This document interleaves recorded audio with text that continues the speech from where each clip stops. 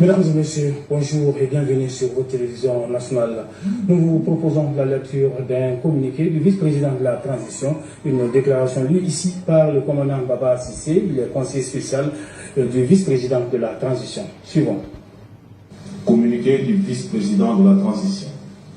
Suite à une crise de plusieurs mois au plan national, prenant en compte des grèves et manifestations des divers acteurs sociaux et politiques, le gouvernement dirigé par M. Mokhtar Ouane s'est montré incapable de constituer un interlocuteur fiable, susceptible de mobiliser la confiance des partenaires sociaux.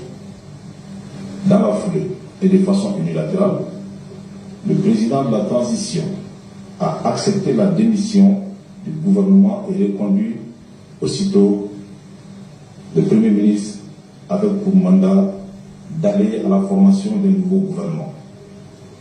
La conséquence a été une consternation générale marquée par la persistance des grèves de l'Union nationale des travailleurs du Mali, UNTM, dont l'issue est finalement une grève illimitée.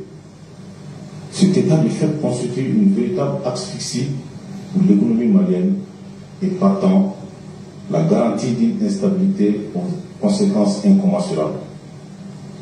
Dans les démarches de constitution d'un nouveau gouvernement, le Premier ministre, nouvellement reconduit, a établi une liste en accord avec le président de la transition, sans aucune concertation avec le vice-président en charge des prérogatives à lui conférées par la charte, à savoir la défense et la sécurité. Une telle démarche témoigne d'une volonté manifeste du président de la transition et du Premier ministre d'aller vers une violation de la charte de transition, contrairement au serment prêté lors de son investiture le 25 septembre 2020, d'où une intention avérée de sabotage de la transition. Nonobstant les interpellations et négociations diverses engagées par le vice-président auprès des chefs d'État de la sous-région et de certaines chancelleries présentes au Mali, en vue d'amener le président de la transition et le Premier ministre à respecter les prescriptions de la charte de transition, ceux-ci sont malheureusement restés persistants dans leur posture. Ainsi, de par le serment prêté, en même temps que le président de la transition est tenu par l'engagement patriotique pris devant le peuple malien ainsi que devant les forces de défense et de sécurité, le vice-président de la transition s'est vu dans l'obligation d'agir pour préserver la charte de transition et de défendre la République en vue de mettre hors de leur prérogative le président et son Premier ministre ainsi que toutes les personnes impliquées dans la situation.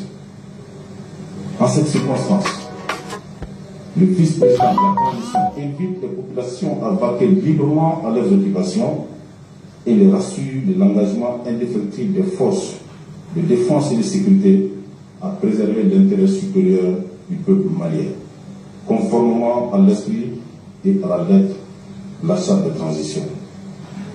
Au-delà, le vice-président de la transition tient à préciser que le processus de transition suivra son cours normal et que les élections prévues se tiendront courant 2022. Je vous remercie. Fer Bamako, le 25 mai 2021. C'était là donc le commandant Baba Cissé, il est conseiller spécial du vice-président de la transition. C'est tout donc pour